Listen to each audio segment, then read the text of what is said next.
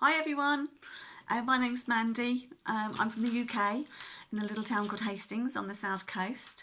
So I look over the channel, which is lovely. I bumped into Karen on the Aortic Awareness Day on the 19th of September at Leicester. And she asked me if I would do a video for you guys about my story and my journey. So I said yes, if it would help someone somehow. Here I am. So I'm a bit nervous, so if I say a lot, which I do, just please excuse me. So yeah, on the 17th of April 2016, myself and my sister decided that we would do the off-road challenge for the British Heart Foundation. And we bought new mountain bikes and everything, nice snazzy white ones, and off we went. About 7 o'clock in the evening, took off, and yeah, we were having great fun, screaming with laughter, literally getting stuck in the mud because it was an April evening. And yeah, so we took a break. I said, I don't feel very well. I feel really worry in my head. So she said, get off the bike then. I went to get off the bike. I had this searing pain in my chest. I couldn't explain. I said, oh my God, I've got this really strange pain in my chest. And with that, I just collapsed to the floor. I don't remember anything from saying those words. So luckily, a lovely couple were just passing and saw me collapse and turned around and came back to help my sister, called the ambulance, etc., etc., put me in the, in the right position and everything. I was fitting, I was purple, I was foaming at the mouth, eyes rolling. Yeah, I was in a real bad way. My sister was literally, oh my God, what's happening? So ambulance arrived, took me into the back of the ambulance, managed to kind of like give me something to bring me round a bit. I don't remember anything. I only remember snippets of stuff that happens in the next few hours, and I don't know why, but that's the way it is, you know. Your brain, I don't know, maybe protects you, but I think also my brain had been affected in some way with what had happened. So yeah, so they took me into the ambulance. Then my sister was called in, was asking, they were being asked questions. Did I suffer with mental health issues or anxiety? Because this could be a panic attack. And my sister's going, no, absolutely not. This is so unlike my sister. You know, she's usually a very fit person, paddleboarding, mountain biking. This is not what my sister is usually like, and she doesn't suffer with mental health issues or anything. So yeah, I was taken into hospital. My other sister joined her, because she'd called her and everything, said get to the hospital. My daughter was camping. My son was called as well, so that all congregated at the hospital. I was incoherent, in and out of consciousness, didn't know who anybody was. The nurse and doctor who was looking after me weren't really that empathetic. They kind of like said, has she been drinking, do you think? You know, has she taken any drugs? Like LSD or something like that. And my sister said she's 47 years old. She's never taken a drug in her life. And she's near enough teetotal, so she's not drunk. She'd been on a bike ride. I had my fluorescents on, my helmet, my hat, my gloves, everything. Not conducive with somebody who's very, very drunk. And I would have smelt of drink if I was that incoherent from drink. I don't think I ever have been. So I think they did my troponin levels. They indicated that I hadn't had a heart attack. The next few hours were kind of like frustrating for my family because they weren't really doing anything to find out what was going on with me. My blood pressure and ECG was done. They did a chest x-ray, but nothing really said anything. And they were just kind of like, well, come on, Mandy, wake up. We need you to go home. We got emergencies waiting outside in the ambulances. We need this bay. So my family was like, well, if she's not had a heart attack, what's going on? This is not my sister. She's acting really strange, and there's, we don't understand what's going on with her. Can you tell us anything? And she showed her, she said, well, she's this low, she's this far down the list. She said, so my sister said, you don't think she's an emergency then? No, we don't. And I'm constantly saying, I can't breathe. I've got a pain in my stomach, apparently. I then had pain in my leg, and the pain was so severe. I can even remember the pain, to be honest. That's one of the things I can remember, the pain of my right leg. What had actually happened was that I had a congenital birth defect. I had a bicuspid valve, and that means that my valve only had 2 leaflets in it, rather than my aortic valve only had 2 leaflets in it rather than 3. I was unaware of this. I'd struggled with high blood pressure when I was 40, very high blood pressure all of a sudden. So I kind of wish they had looked into that at that point, because something might have been picked up. But they put me onto meds, and everything kind of like settled down with my blood pressure. So, and what had happened was my aortic valve had failed, and I was having an aortic dissection. I'd never even heard of this, to be honest, up until this had happened to me. I was unaware of what an aortic dissection was. Unfortunately, over the next few hours, as I say, I was kind of like ignored. They just kept walking past the cubicle. My sister would ask questions. At one point, my legs stopped being able to be moved. I couldn't move my legs. So she told the nurses, nobody came over. Then like alarm bell would go off and nobody would come over. And so I was kind of, really ignored and tutted at. And when I was sick, I was being sick as well, physically sick. So all these kind of things were being ignored. I'd had severe pain to my chest. I was incoherent. I had a really bad pain in my leg. My stomach was painful too, but yet nothing was being done. And in the end, they kind of were saying to me, come on, Mandy, you need to wake up. The doctor came to see me and said, if you can't answer these questions, you can't go home. We need you to wake up. And my sister's saying, she's not asleep. This isn't sleep that she's in. She's incoherent. She's in and out of consciousness. Even I can see that. And she actually trained as a nurse, and even went through her head that actually, is my sister internally bleeding? So it wasn't until I indicated that I needed to go to the toilet. This is really kind of like, but you need to know this.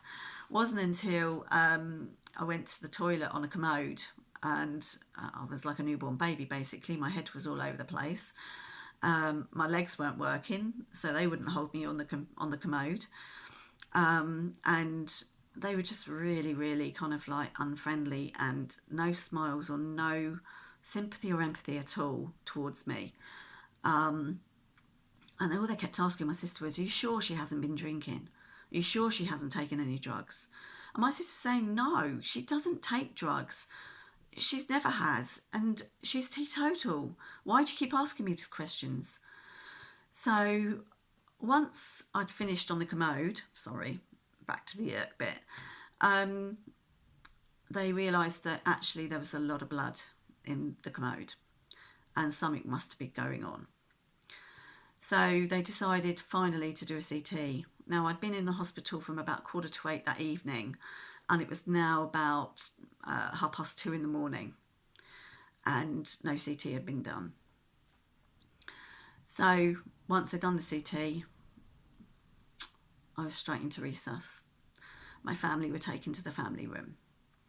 Now, my sister, having done a nurse training, knew that that wasn't kind of like a great sign, and that they were given kind of like very bad news that I had dissected, and I had dissected from my aortic valve all the way down into my iliacs in my legs.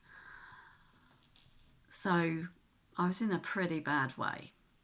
They gave me some sort of drugs, I think pain relief, that kind of like made me a little bit more kind of lucid. I don't remember anything, but I do remember my CT man's face. I just had a fleeting kind of like thing of his face, and I remembered his face. It was really quite strange. They found a hospital for me, which was about 40 minutes away, in a town called, a city actually called Brighton. You might have heard of it. So they got a brilliant cardiac centre there. They were waiting for me there. They got me there in 40 minutes, which is absolutely amazing. Once I got into theatre with the surgeons, timing is everything, guys. My heart stopped. It couldn't beat anymore. There was too much blood in places that it shouldn't have been, and my heart didn't have room to beat anymore. So I kind of like technically died, I think, because my heart stopped. So those angels that night worked on me for 9.5 hours. Then I was on a ventilator for 2.5 days. My heart was kind of like doing different things, flatlining a lot and all that sort of thing. So they were, my family, they must have been going through hell, because they were told she's most probably not going to make it through theatre. She's in a very, very bad way. What my children must have felt that night, I really don't know. It must have been hell, absolute hell. So they think she's got through theatre, she's fine. No, she's not. She's really in a bad way still. We're just, I asked one of my nurses recently, kind of like how tricky was I? You went, you were there in tricky. That was how tricky you were. I was like, right, okay. So I don't do things by halves. You went, yeah, you definitely don't do things by halves. So, yeah, so basically they took me off the ventilator. I started communicating fantastically, apparently. Blinking first. They didn't know whether I was going to be brain damaged. That was one of the things that they said, we don't, if she does get through the theatre, she might be brain damaged. We can't guarantee that she won't be. So my sister's talking to me one time, and apparently she says to me, everything you've been through for the last 4 days, you've still got mascara on. How the hell have you still got mascara on?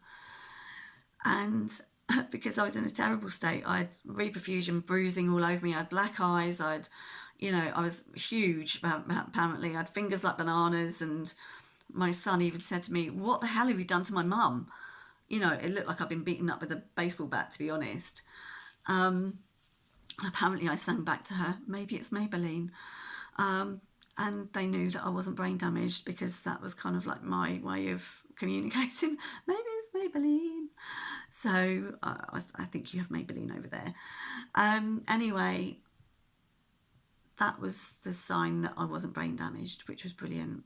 So, yeah. Then the physios came to try and work with me.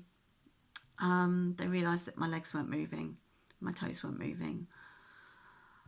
They had another problem on their hands, that basically I couldn't be mobilised or anything. I couldn't get going. So when I lost the use of my legs in A&E, that's when most probably I sustained a spinal cord injury. My spinal cord had a stroke then. So I couldn't work with my legs. I did have a bit of neuro input because I was on the cardiac ward, but it was neuro. The cardiac physios couldn't work with me. And because I wasn't on the neuro ward, the neuro physios couldn't work with me because I was on the cardiac ward.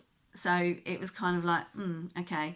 So I did get a bit of physio, but it was excruciating what they were trying to do with me, and it wasn't very regular.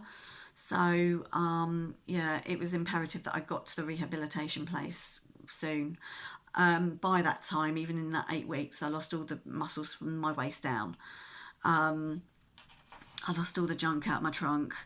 And my daughter even said to me, "Mum, you had a small bum before, but you've got nothing now."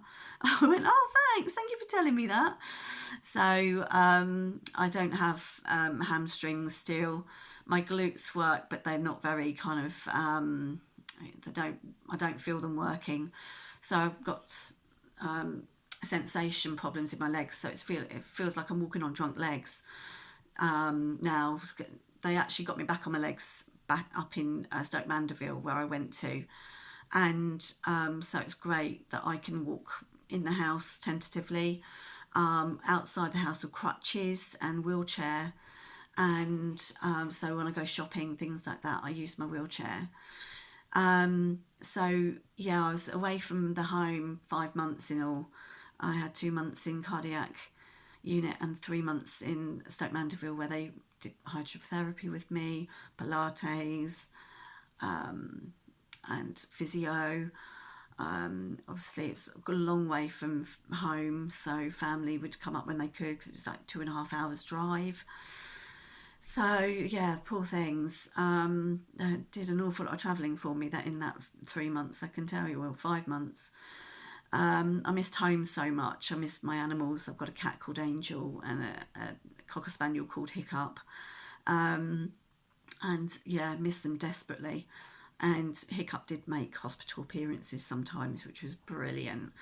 So I managed to stay in my own home. I've had a downstairs toilet put in because obviously with spinal cord injury, it doesn't only affect your kind of like the muscles that you see and the nerve endings, obviously leading to those, but also to things that you don't see, bladder, bowel, sexual function. I don't know that bit yet because I'm single. But yeah, so I have big problems with my bowel, trying to control my bowel because my bowel doesn't work as it did before. My bladder as well, getting neurogenic bladder, neurogenic bowel. So yeah, it's the things that people don't see that are kind of like really embarrassing. But you know, we all go to the toilet every day or every other day, whatever. But it's kind of like a taboo subject. We kind of like giggle if we have a wee accident, but if we have a poo accident, it's kind of like, don't know, you just don't accept it as well. So yeah, it's constant really. 3 years down the line, still having hospital appointments. I fall, which is another problem. I fell and broke my wrist last year because my legs just didn't move to save me. They don't react quick enough. That's my problem. So when my grandson was born, I couldn't carry him around because I didn't trust my legs to not go out, hyperextend or for me not to fall, which really saddens me. But what I did, I get on the floor with him, little Eli, and he loves that. He loves, kids love you getting on the floor with them anyway. So I'd crawl around with him. So he thought it was great fun. So he's just turned a year. So yeah, he's crawling quicker than I can walk, which is a bit of a challenge, but we get there in the end. So it's certainly been a life changer. One thing that I wanted to do, which they've managed to, Stoke Mandeville helped me achieve, it was to get back on a paddleboard again. And I am paddleboarding again, which was fantastic. I haven't got back on a bike yet. I might need stabilisers for that. But I can stand for a little while on a paddleboard, and I fall in a lot. But as long as I don't have to move my feet, I'm okay, kind of like bracing myself into a position, and I can tentatively paddle. I can only stand up about 4 times and then my body's had enough. But at least I can stand up, and it's that one exercise, paddleboarding, that works my glutes. And I do get real pain in my glutes a couple of days after I've been paddleboarding, which is great because I know they're working. So it's the only thing that makes my glutes work or hurt. So yeah, it's life changing. You don't want to admit defeat, and you think, "Oh, you know, I'm going to get better. I'm going to get better. This isn't it. This isn't it." And I don't suppose it is it, because you still have to keep working and going forward and going forward. I've had to succumb in some ways to conserve my energy, because I do get extremely tired every day. That's to have internal and external stair lift put in my very undisabled house. So, yeah, I didn't want it, but I've had to succumb to that. So it hopefully will help me, you know, in that way, to conserve energy so I can go to my work. And I work 2 days a week, which is fantastic. And to go back to my job that I had before was brilliant. And yeah, I've also got a really great thing coming from my wheelchair, which is a motorised front wheel. So it's a bit like the front of a push bike. So it's got handlebars, and it fits onto the front of my wheelchair. So watch out, Hastings, I'll be zooming around soon. So yeah, I'll get a bibber on it so I can bib it. I'm coming, you know. So you have to kind of like smile and make fun of these things, because otherwise, you know, if you go around grumpy all the time, you're not going to be much fun to other people. But only other people will know that it, you know, people are going through this. It will get to you, but we keep going. We will keep going, and I will keep fighting, and yeah, and I'll keep paddleboarding. So yeah, that's kind of my story. I hope it's helped in some way. Um, I love to you all over there. I'd love to everybody on Aortic Hope. Keep doing the good work and spreading that word. As we know, it's really going well over here, spreading the word. I mean, I didn't know that more people die from aortic dissection than from road traffic accidents. That was one thing I didn't know, and that's scary, because aortic dissection is not as rare as they make out it is. And we need more people surviving, like myself and Karen and other people, you know, and less deaths, because that night could have been so different, and I wouldn't be here to see my kids, my grandson, and yeah, I have the staff and everybody at Brighton to thank for that. So thank you to Brighton for saving my life. Anyway, I'll leave it there. Maybe I'll see you again one day. Yeah, so thank you for having me. Goodbye from the UK. Bye bye.